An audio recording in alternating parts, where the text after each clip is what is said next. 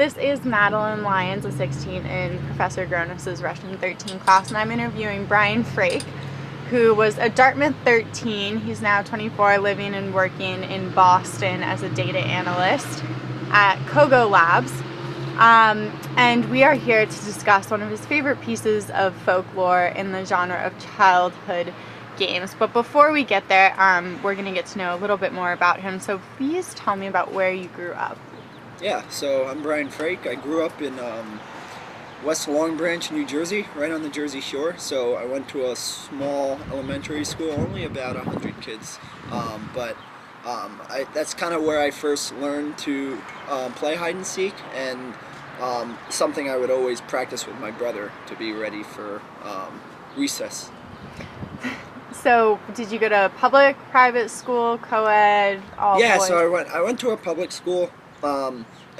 It was a small one, but it was a co-ed school, so recess was about 20 to 30 minutes right after lunch. So we had a good stretch of time there to really be active and kind of get some games going.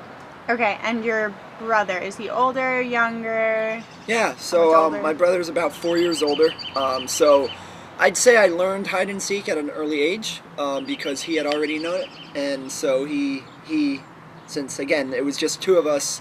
Once I was old enough, I'd say 3 or 4. I could walk around. I could find out where kind of around the house or around the yard I could find good hiding spots. So I started to play at a young age at least.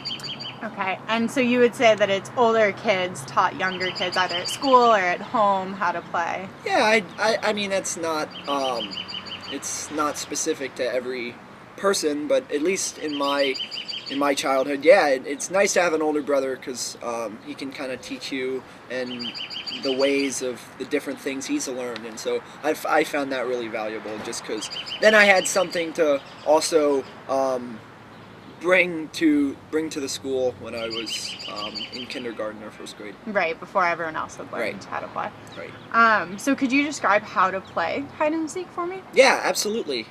So usually, the larger the space, the more conducive it is for more people to play.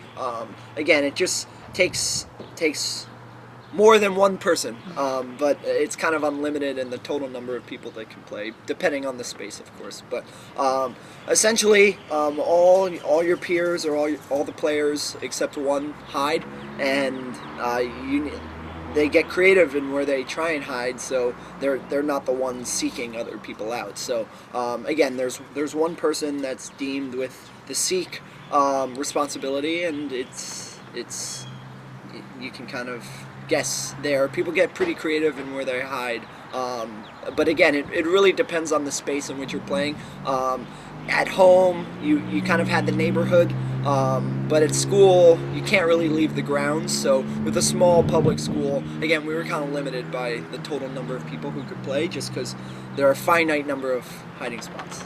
And so how long did kids have to hide, and what did the seeker do while they were hiding? Yeah, so typically the seeker would go into some kind of corner or go into a place where I'd say he was secluded, and he would usually close his eyes and count to, depending on the size of the grounds, anywhere from 10 to 100 or anywhere from a minute or so.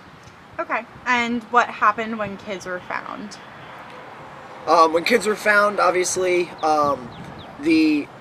sometimes there are variations of hide and seek where hide and seek extends into tagging after a person is sought. But at least for us, usually when a person was found at such a young age, there would be some roughhousing in the older grades when people would play hide and seek. That's when tagging was involved. But again, there are variations of it. But when the person was sought, they became the person who had to go seeking.